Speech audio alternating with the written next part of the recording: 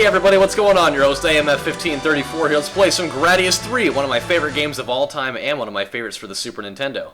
Made in 1991 by Konami, this was actually the very first release that Konami had for the Super Nintendo. I thought that was kind of a cool little piece of trivia. Now, one of the main reasons why this is one of my favorite games ever is that the soundtrack for this game is incredible. Like, it will have sex with your eardrums and your brain, and you will love it. Now, here we go. This is how this is going to go over. I'm going to attempt a no-death run here. I'm not saying that it's going to happen that way because I've never actually pulled it off before, but we'll see what happens. But in the event that I do die, I'm going to be using save states here. I know it's probably going to garner a lot of negative criticism, but you know what? I really don't care because of the fact that this game, if you die, can be incredibly relentless and unforgiving, and I really don't want to get super stressed out while I'm playing this, so I just want to show you guys a cool game from my past that was a lot of fun. So we'll run with that one there. Now I'm going to do a lot of explaining here in the opening minutes. Now what I'm going to do is I'm going to give you guys an option here. If you guys don't want to sit here and watch all of my running down the weaponry and such, I'm going to put a link on the bottom of the screen here that you can click on that will take you directly to the first level and all the action. But I highly suggest you guys stick around. I'm going to run down all the different stuff here. So hope you guys stick around. Here we go. So on the weapon select screen, this is actually one of my favorite songs in the entire game. Very, very good one. I've actually used this in a couple of different things before. But there's that. Now, at the weapon select screen, there are two different ways you can play this game. They have some preset weapon formations here that you can use in the type select area, or there is the edit mode where you can actually create your own setup, which actually most people seem to do. Actually, it caters to your own style of play more. It allows you to kind of pick and choose different weapons, experiment with things, and figure out what caters to you better than other things do. And that's really where the type select area is a little more, I don't know, it's a lot more challenging that way, because you kind of have to give what, you got to give what they give you, or you have to take what they give you. So the cool thing about this game too is that there are exclusive weapons that you won't find in other modes. So like edit mode has things that type select won't have, and so on and so forth. And I'll run those down for you real quick here. So the laser, the two-way missile, the spread bomb, and the photon torpedo are the exclusives in this area. And the ones in here are, well, there's a lot of them. We won't really go there too much. But the photon torpedo is very powerful. But because of the fact that the weapon setups they give you for this are just god-awful, primarily because of the standard option they give you. They don't give you any choices for other ones to go with, so that's one reason why it sucks. So that's why a lot of people never go that way. Now for edit mode, this is what I'm going to do. I'm going to go with the Hawk Wind. That's probably the better one of the four to use in this area, mainly because if you're on the top half of the screen, it will shoot a missile upwards. If you're on the bottom half of the screen, it'll shoot one downwards. And I thought it's a very innovative thing. It'll come in handy so much later on in this game. Another cool one to use actually is the small spread. The only handicap that you get out of that, though, is that it only shoots the missile downwards, even though it does have a nice explosion effect, and it can kill a lot of things on screen wherever it decides to blow up. Because of the fact you can only shoot it in one direction, I wouldn't say that it's really worth it. It's kind of fun to mess around with, though. For the double, even though I'm never going to use it over the course of this Let's Play, naturally you'd probably want to go with the one that shoots both your weapon streams forward, so I guess that's kind of a no-brainer.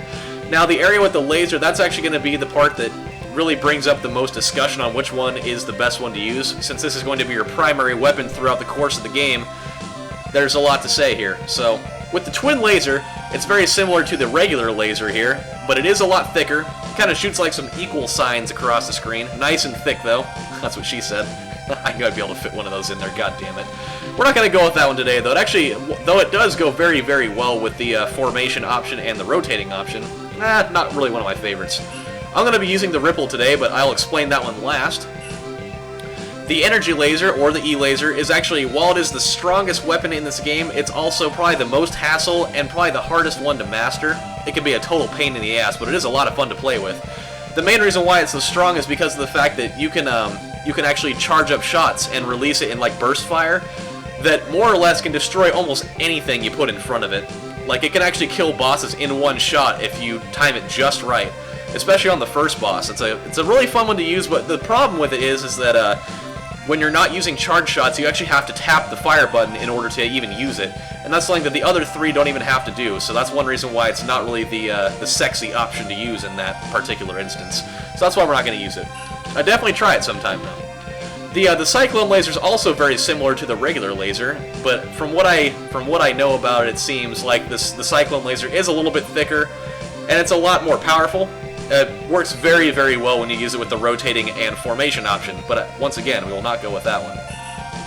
The ripples, what I'm going to use today, it's actually shoots like these laser rings. The cool thing about them is that they get a little bit bigger the longer they're on screen, and that can be absolutely destructive as all hell if you have the proper option set up to use.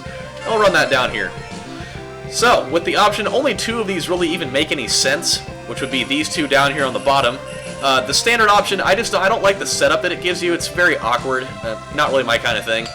The serpentine or snake option, it's kind of cool.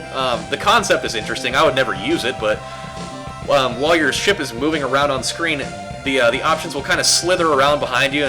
But the only thing that sucks about it is when you're not moving, they're not moving.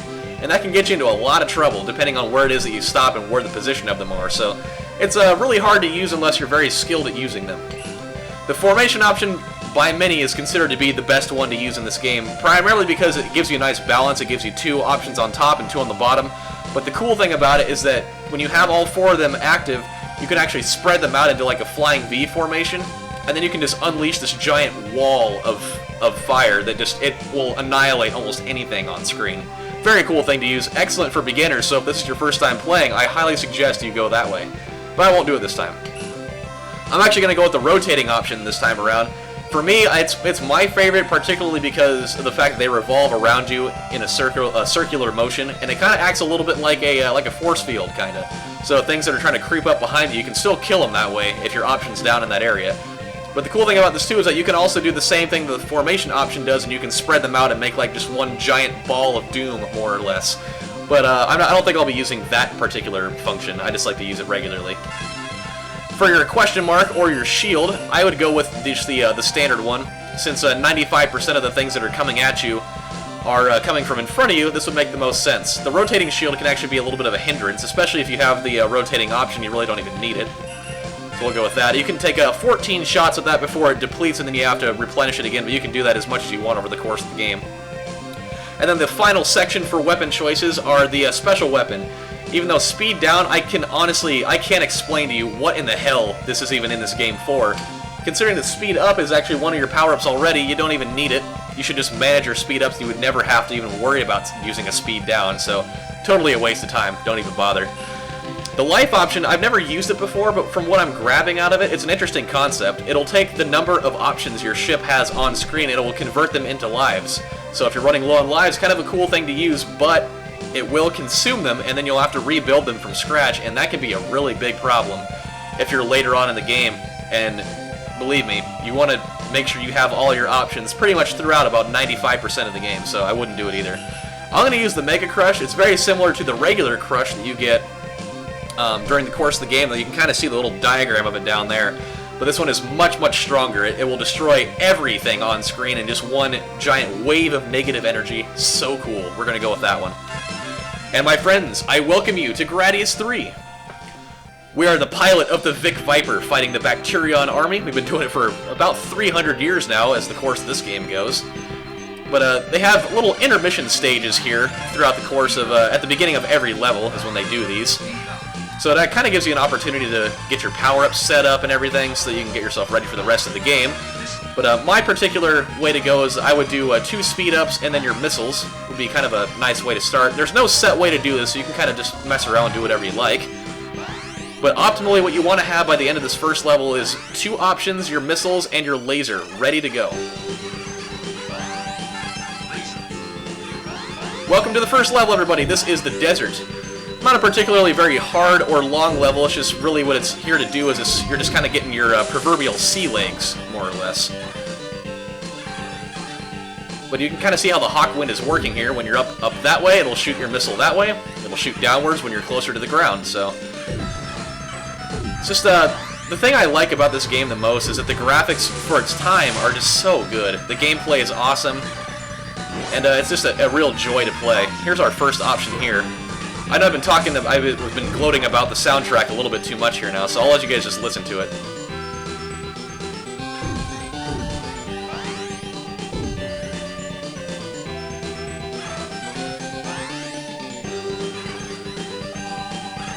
I know, it's really good, right? I told you I wasn't lying. I mean, very rarely do I ever lie, and it's pretty much never, unless I do. But in this particular area here, you need to kill this dragon that's going to come flying out of the sand here. You got to do it as quickly as possible because there's got a whole bunch of stuff on screen that you need to deal with. Never let these dome/garage things. Don't let them kill you. You got to blow them up as soon as you really see them on screen because they can be quite the hindrance. But welcome everybody to the very first boss fight in this game. I don't know what the name of this thing is. I know they all have names, but I always forget them. But it's a giant earwig. And this is the area, like I said earlier, where having the E-laser would be totally awesome. Because you can just pretty much get inside of his pincers, charge up your shot, and shoot him in the eye, and he is down for the count. But it's a very standard fight, just a stick and move. Avoid the sandballs and avoid his weird, like, squid-looking children thing that come flying out of the sand. And just like that, down he goes. Like I said, none of the levels in this game are particularly long, but they do get much more difficult as the game wears on. And these intermission stages also will get a little more difficult as the game wears on, but nothing that's going to be out of control. You should really never die in these things ever. But if you do it with honor, my friends. So by the time this next level starts, we should be able to have all 4 of our options going, and by that time, oh man, it is on like Sean Long at that point. I don't even know who Sean... Oh wait, no, I know who Sean Long is. I went to school with that guy. Welcome to level 2, my friends. This is the Bubble. And just in case you hadn't really figured it out by now, the theme for this level are bubbles. This is Zone 2 of the game. You can call it Zone 2 or Level 2 or Area 2 or World 2 or whatever the hell you want to call it. It all means the same thing. But this is one reason why you really want to make sure that you have all of your options ready to go, because your main objective here is just to blow up everything that you see. I mean, that's kind of the objective for all of these things, but this one can be a lot more menacing if you don't have all your options. If you die in this level anywhere, you are basically going to be raped hardcore in the ass. It's very difficult to rebuild your power-ups when you don't have the firepower to take out these bubbles. The survival would be much more difficult.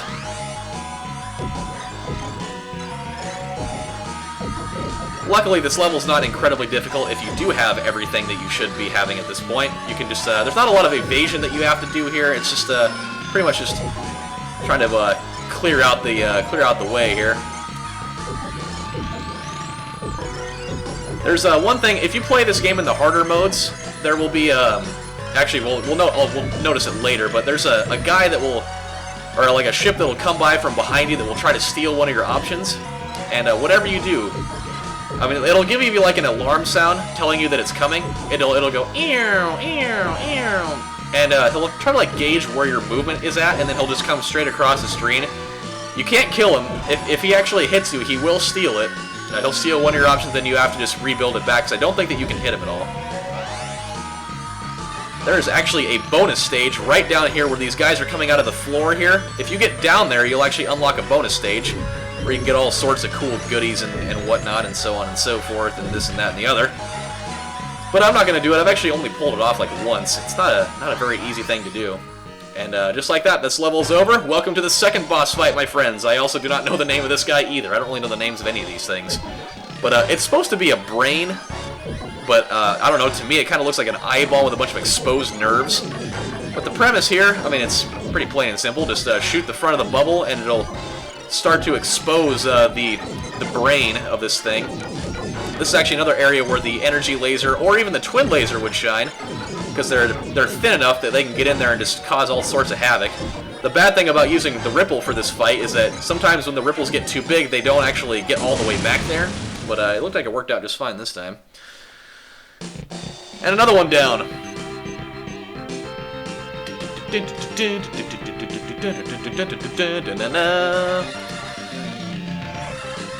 Okay. Well, guess what, everybody? We're getting ready to head into my favorite level in this entire game, the underground volcano. And so when that one comes in, I'm going to kind of keep my mouth shut for a little bit here. I know I've been talking a lot over the course of this. So if you guys are particularly upset with that, I'm sorry, but it is one of my favorite games, and so it's hard for me to not want to, you know, talk and explain everything about it. So I hope you guys are enjoying it. If not, well then, my bad. But here we go, everybody. Welcome to level 3.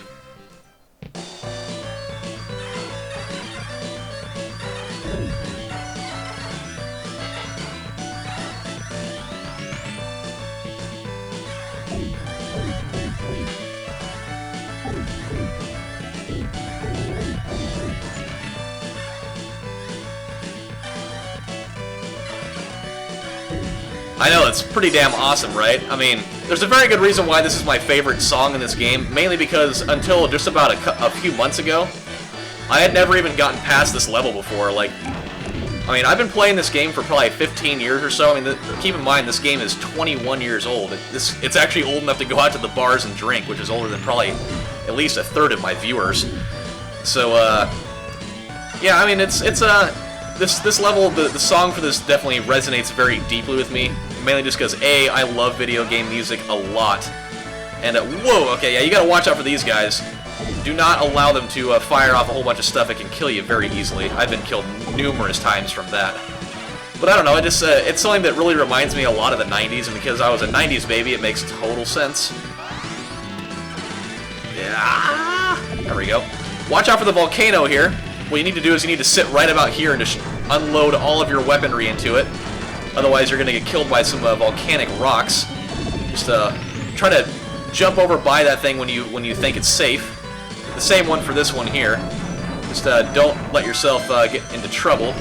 Watch out, though, when you get out here. You just want to keep your eyes peeled because it'll still throw things at you. I never really understood the whole concept of keep your eyes peeled. Like, if you think of that in a literal sense, it is so gross. Like, actually peeling back your eyelids. Super disgusting. Watch out right here. I've been killed so many times from that. But welcome to the second half of this level. This is actually the first level in this game that has, like, 2 different halves, but it's where things start to get real interesting real quick. We've got this giant sand thing here that we need to get through. And pretty much what you want to do is, if you're going to go anywhere, just stay in one spot. Don't move around a whole bunch, because if you touch the sand, you automatically die, so do not let it happen. If you're going to move anywhere, move very, very slowly. But watch out for those falling rocks, too. Those things can get you killed pretty easily, and they take a lot of shots to blow up, as you can tell. But, I mean, you're not really going to encounter a lot of enemies in this area. If you stay down towards the bottom, this is the only area of enemies you're going to see until we get out through the other side. But don't worry about the guys up there. They can't hurt you. They're just, those guys are a bunch of gays getting stuck up there. Not a damn thing they can do. However, I would be intrigued to know how they can go through that without dying. I mean, I can't do it, so why can they do it? What's so cool about them? What's so special about those dudes? Just, kind of... Oh, see, they can get all the way through that. That's a bunch of bullshit.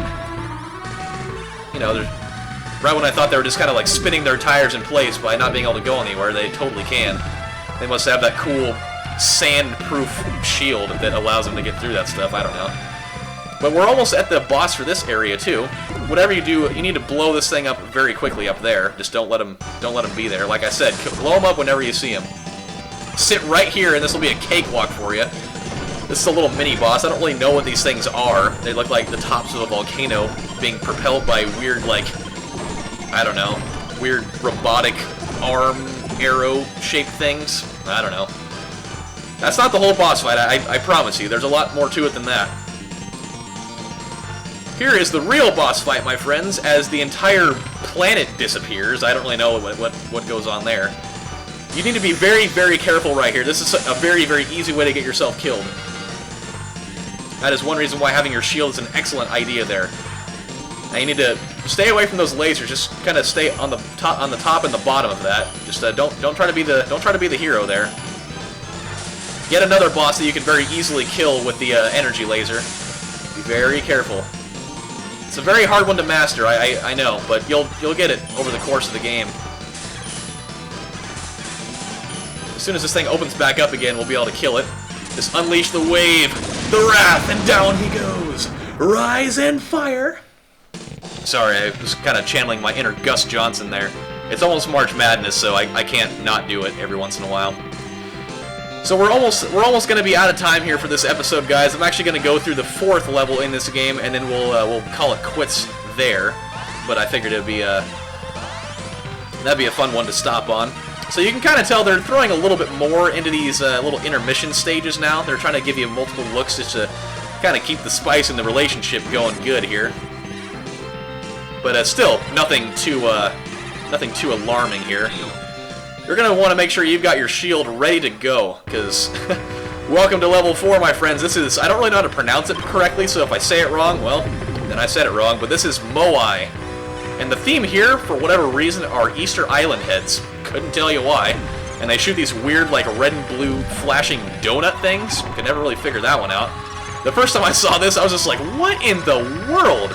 What in Great Gatsby's Ghost is this all about? It's just, I don't know, it's a very weird level.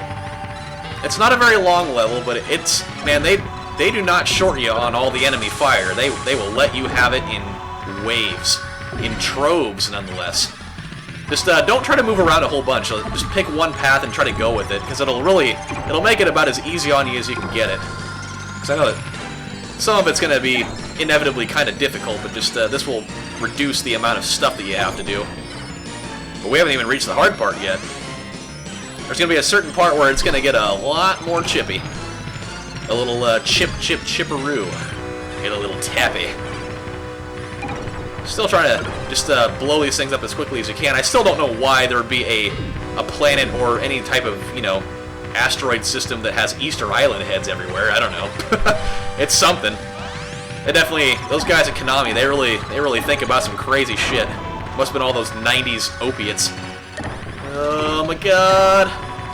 Yeah, the only way that you can get through this is if you blow up all 4 rotating heads, so that's why you really want to stick to just one area. I know that I'm kind of weaving around a lot, but you really just want to stay with one particular area, otherwise you're not going to be able to get through it, and then you're going to feel like a jackass.